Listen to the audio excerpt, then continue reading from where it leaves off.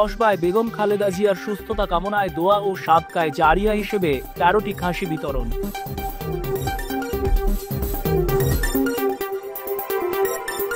ব্রাহ্মণবাড়িয়ার কসবা উপজেলায় বিএনপির চেয়ারপারসন ও সাবেক প্রধানমন্ত্রী বেগম খালেদা জিয়ার রোগমুক্তি ও দ্রুত সুস্থতা কামনায় কোরআন খতম, সাদকায়ে জারিয়া ও দোয়া মাহফিল অনুষ্ঠিত হয়েছে।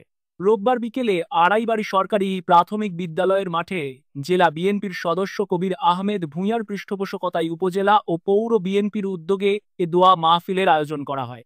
অনুষ্ঠানে বক্তব্য দেন কসবা উপজেলা বিএনপির সভাপতি অ্যাডভোকেট ফখরুদ্দিন খান, সাধারণ সম্পাদক শরীফুল হক স্বপন, পৌর বিএনপির সাধারণ সম্পাদক আইয়ুব খানসহ উপজেলা ও পৌর বিএনপির বিভিন্ন অঙ্গ সংগঠনের নেতৃবৃন্দ।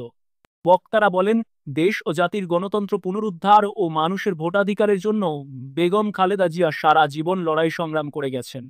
ফ্যাসিস্ট সরকার কর্তৃক নির্মম নির্যাতনের শিকার হওয়া সত্ত্বেও তিনি গণতন্ত্রের প্রশ্নে কখনো আপোস করেননি। তার ত্যাগ ও দৃঢ়তা আজ বিশ্বব্যাপী দৃষ্টান্ত। পরে বেগম খালেদা জিয়ার সুস্থতা কামনা করে খতমে ইউনুস ও বিশেষ মোনাজাত পরিচালনা করা হয়। দোয়া মাহফিল শেষে সাদকায়ে জারিয়া হিসেবে উপজেলার বিভিন্ন মাদ্রাসা ও এতিমখানায় 13টি খাসি বিতরণ করা হয়। এছাড়াও আখাউড়া উপজেলা বিএনপির উদ্যোগেও বেগম খালেদা জিয়ার সুস্থতা কামনা করে পৃথক দোয়া মাহফিল ও আলোচনা সভা অনুষ্ঠিত হয়েছে। আজকে কসবা উপজেলার 10টি ইউনিয়ন, পৌরসভার 9টি ওয়ার্ড, আমরা 10টি ইউনিয়নে আমরা কোরআন শরীফ পরে খতম দিয়েছে এবং প্রত্যেকটি মাদ্রাসায় আমরা আজকে অনুষ্ঠান আয়োজন করেছি।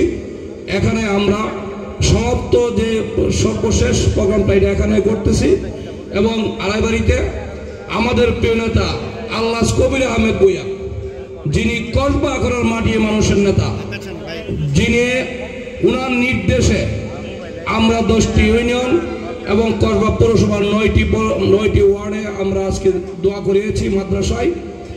আমাদের এই নেতা, আমি মনে করব যে উনি যেই দুর্দিনে আমাদের সামনে পাশে সবসময় ছিল এবং যখনই আমাদের দরকার এই আমাদের প্রিয় আল্লাহ কবির আহমেদ ভূঁইয়া ভাই আমাদের পাশে থেকে আমাদেরকে সকল বুদ্ধি পরামর্শ সহযোগিতা করেছে।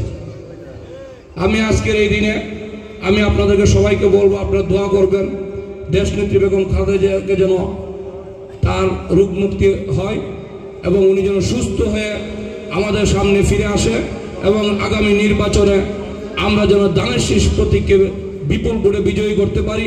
3বারের নির্বাচিত গণতান্ত্রিক পদ্ধতিতে নির্বাচিত মাননীয় প্রধানমন্ত্রী, বাংলাদেশ জাতীয়তাবাদী দলের চেয়ারপারসন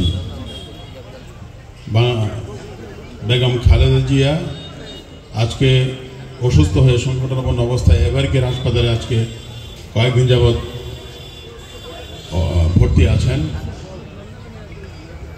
তার অবস্থা সংকটাপন্ন, তো এখন ডাক্তাররা বলছেন যে কিছুটা স্টেবল হলেও মানে এখনো বিপদমুক্ত না। তো সেই লক্ষ্যে আমরা যারা জাতীয়তাবাদী দল করি, জাতীয়তাবাদী দল ছাড়াও যারা জাতীয়তাবাদী দলকে অনুকরণ করেন, ভালোবাসেন এবং বাংলাদেশের গণতন্ত্রকামী মানুষ যারা গণতন্ত্রকে যারা পছন্দ করেন, বাংলাদেশের আপামর মানুষ আজকে এই বেগম খালেদা জিয়ার অসুস্থতাকে নিয়ে উদ্বেগ